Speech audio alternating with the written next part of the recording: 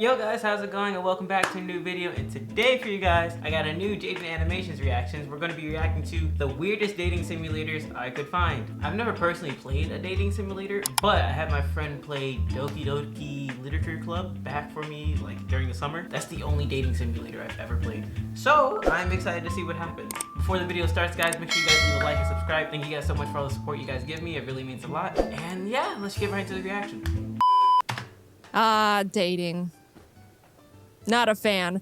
But you know, dating simulators can be the closest thing there is to dating without actually having to go out and do it for real, which can seem much more appealing to people like me who do not like people. Believe it or not, dating sims are more popular than you think. Don't believe she's me? from Doki. I forget. Yeah, I guess that's fair. Either way, there's a seemingly endless plethora of different types of dating simulators out there. You can simulate dating anime girls, anime boys, evil anime girls, old rich chicken man, bubbles, birds. Anything you set your mind to, you can date. Virtually. I've never really played or wanted to play dating simulators. The closest thing I've come to developing any sort of connection with virtual beings is being best friends with Chief in Animal Crossing when I was 13. So I decided I want to see what they're like. You know, surely there's a reason the genre has roughly 22 million consumers. I mean, that's a few million short of the entire continent of Australia. You love bugs. But I didn't go out looking to play the generic normal games. I wanted to test the limits of game developers' creativity and find dating sims that were conceptually really out there. First on the table is speed dating for ghosts. As you can guess, we are starting out by dating ghosts. So how it works is you choose a room to go into, you have a few minutes to chat with a ghost until a bell rings, and another one sits down in front of you. There's 3 ghosts per room, and once you get the chance to chat with all of them, they all do another circuit, you can continue your conversations, and ultimately choose which one you want to go on a date with. I'm greeted by the speed dating receptionist Fran, who says, "We get all kinds of ghosts here. Nice ones, sad ones, spooky ones. It gets lonely being a ghost." And I say, "I like being alone." And Fran goes, "I've never met a ghost who doesn't need anyone. No one to talk to. It makes sense, all this. I'm doing just fine, thanks. You don't even want to make a friend?" Nope. And that led to me leaving the speed dating for ghosts event. Well, okay, I guess I can't be myself in these games after all. So I lie, and I'm given the choice to enter one of 3 rooms. The room of palms, the room of liars, and the room of black. Yeah, go in there. No! Okay, I just went into the room of palms. This huge buff jock ghost sits down in front of me, introduces himself as Riley, and proceeds to call me pretty hot for a ghost. To which I reply, "Slow down there, buddy." And Riley immediately apologizes. And now I feel bad. Guys, I don't think I'm good at... I think I've been choosing nothing but all the wrong answers so far. Riley and I chat a bit, the bell rings, and I meet this old smoking ghost who used to live in Vegas and was part of the Vegas Mafia until they burned her house down with her in it. The bell rings again, and this giant bush ghost sits down. So this is Steph. She's anxious and introspective in a light and charming way. I'll be honest when I say I did really enjoy her conversations, but then you start to realize she doesn't realize she's dead and a ghost. And then the conversation turns more into just trying to hint towards letting her know she's not alive anymore. I started learning Japanese, but there's thousands of kanji characters to learn. You've got an eternity to learn. If only. I'll die before I learn the language. You're already dead. Ha! Yeah, you're right. In a way, we all are just waiting to die. Oh, no. You're dead. Are you threatening me? I'm gonna tell Fran. Steph finally catches on, and then it gets super introspective. You know, I still feel alive. Just dissociated. Ouch! Oof! Whoa! Oh, that one was real out of nowhere. What the heck? You can't recite my own feelings to me like that. Time ran out and the event came to a close. Out of all the ghosts, I wasn't really drawn to any of them enough to want to go on a date. I like Steph, but she's got her own demons to face for a bit. So back to the 3 rooms I went. For round 2, I chose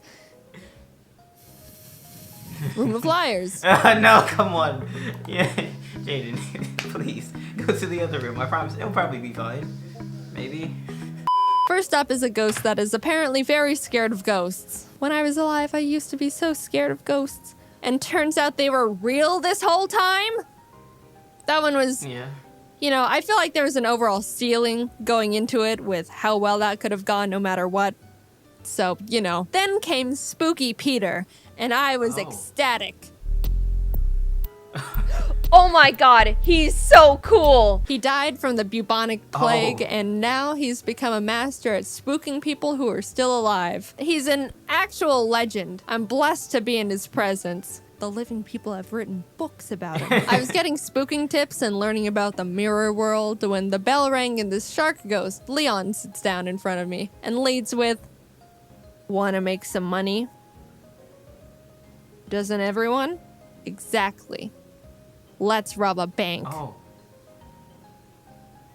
What? So I meet up with Leon at the place he told me. I was a little bummed I couldn't chat more with Spooky Peter, but when someone invites you to join them in robbing a bank, how can you say no? You put everything on hold. We were getting ready to go in and we're chatting with Leon's bank robbing buddy, Carlsbad, who was explaining how he works at the bank we were about to rob so he can open the safe and knows where all the security cameras are pointed.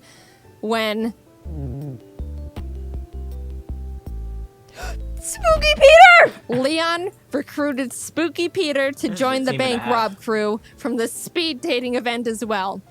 I'm nothing less than ecstatic, and my mental health is at an all-time high, which is the ideal circumstances for bank robbing. We get into the safe thanks to Carlsbad, and unfortunately there wasn't a huge pile of money like Leon was hoping. Like in the, you know, like in the cartoons and movies. But we were able to open a deposit box that had some lawyer documents in it and a 14-karat gold vanity mirror set. I gave the mirror to Spooky Peter. That was about all the time we had before we had to scram out of there. And even though it wasn't a huge pile of money, I think it was a pretty successful bank robbery. We took something from the bank. That's, what else do you want? And I got to see Spooky Peter again. So, come on. Since I technically didn't go out on a date with anyone from the liar's room and robbed a bank instead, that leaves one room left to find my spooky ghost partner. Everyone in the room of black was very nice. There was a punk rock skater kid just looking to have fun with a new friend, a nice old pollen lady who makes jam for the living, and Gary. Hello? Oh. Narrow my own eyes at you. Oh my god. Okay. Hello? No. Bad breath? Please. I'm so sorry. Oh my god, this is embarrassing. I learned Gary's a vengeful ghost who was murdered at his office job but doesn't remember how, why, or who did it. So naturally, I go along with him to find his murderer and avenge his soul. Turns out Gary was the murderee and stabbed his work partner and then was shot by the police. Ooh.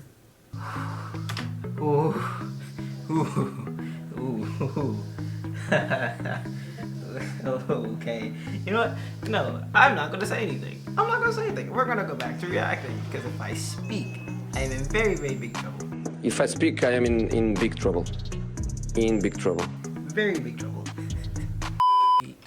Well, he was very nice to me. Speed dating for ghosts. I made a lot of friends, but no virtual ghost could win my heart. So let's move on to The Bachelor. You know how The Bachelor works. This is just that. In rat form. I've been told these violet eyes of mine are more purple than all the lavender in the world, and I certainly smell better too. Ooh, you talk a lot. Dear, I can't say that I recall you mentioning it, but how'd you say you scored on the SATs? I got a 1570, which is quite good, if you didn't know. Wow, you're so different. You wanted to hear more about my work? Yes, sometimes I host Saturday Night Live and also Wheel of Fortune and Dancing with the Stars. Ever seen Avengers by Marvel? I was the Avenger. Wow. I was the Avenger. Meeple. Wow, you're so different. It's time you meet my children. Reggie997, Evangeline, Esquire Jr., Sharpie, and Trashcan. They already love you. Yuck. If you want my respect, you need to earn it. My whole life, I've had to make do by myself and work for what I've got. And every time I've needed help, people let me down. That's a red flag. Yuck. Honestly, as much as I enjoy being here on The Bachelor, I can't wait to get back home so I can keep teaching my baking class at the local youth center. The kids are so sweet. Next up, I'm teaching them all to bake cheesecake. I hope you can come with me. I could bake you a cheesecake. The kids would love you. You talk a lot. Man, I ended up proposing to 3 salamanders dressed up as a rat. All right, what's next? Dating a dog? Sure, why not at this point? Would you like to see my collection of newts? No. What's your ideal starting Pokemon? I'm way more Digimon, to be honest. Would you like to hear a joke? I hate jokes. Pipe down and listen up. What do you call an alligator in a vest? An investigator. I never want to see you again. So I've tried dating ghosts, Let's try rats, humans. dogs. What else is there at this point? Humans? You're right. Namco video game characters. When I found out this sim lets you date Namco characters, I immediately thought of Fygar from Dig Dug. I just think he's really cool. I don't think they'd put Fygar in there, but Dig Dug is part of the cast, so I started getting my hopes up that I could get to know Dig Dug. So in the game, you play as a shy, awkward cousin from Katamari Damacy who attends Namco High. You end up being put in detention for rolling up desks, the entire marching band, cars, Principal Dig Dug. Wait, he's the principal? Yeah, that's not gonna work. So now I'm bummed and on the verge of quitting the game. What's the point in playing if neither Dig Dug or Fygar are romantic interests? But in the cast of characters in the detention room I could talk to, one stuck out to me. Galaga Ship. And suddenly it's all worth it again. I go up and try to talk to Galaga Ship, and naturally they're surrounded by all the popular characters. They're talking about the school play and how they all think Galaga Ship is perfect to play Juliet. And thus began my plan to get into the school play to Romeo Juliet Kiss Galaga Ship. Okay. I have the option to talk to other characters, and I just go, no, I'd rather sit here and do nothing until the end of detention. And that's exactly what I did. The next day was the little school festival to show off all the clubs and stuff. Naturally, I went straight for the drama club and found Galaga Ship manning the booth. I want to join. Auditions are in the auditorium. I want to be Romeo. Read your lines. Alas, that love, whose view Romeo's understudy. Bam! Good enough. Now I have an excuse to practice lines with Galaga Ship, who did land the Juliet role because they're perfect in every way. The story moves along and I meet up with Galaga Ship to rehearse our lines. Well, their lines. You know, understudy. But Principal Dig Dug finds us in the auditorium and thinks we're skipping class music, by the way. For some reason and gives us both double detention. So the obvious next step for me was to sneak onto Galaga Ship's property at night and discreetly start apologizing for getting them into double detention. But then their parents find us being secretive and suspicious and ban me from ever talking to their child ever again.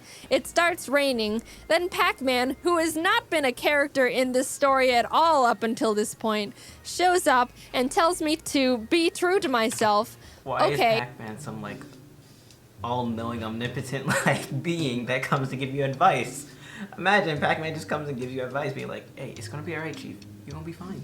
You'll be okay. I promise you. I go home. The next day at school, we find out suddenly Pac-Man has been kidnapped by evil Namco High. I don't even know where the story is going anymore. Galaga Ship and I team up and beat everyone up, I think, like all the students and teachers. We rescue Pac-Man, and that's the end. The end. I'll be honest, that one was a bit... I think it lost me there. You'd think a game where you can date Galaga Ship would have a clearer story. After all the dating simulators I just went through, I think I feel weird. Were they all fun? Yeah, I'd say so. But yeah, maybe going for the strangest ones. I guess I got what I asked for. Either way, it was a nice... experience. I believe I understand the appeal of dating simulators. It is unfortunate I didn't end up finding my perfect virtual relationship, but hey, there's plenty of ones and zeros in the sea. But I do not think I will be casting my line again anytime soon. However, I could go for another bank robbery.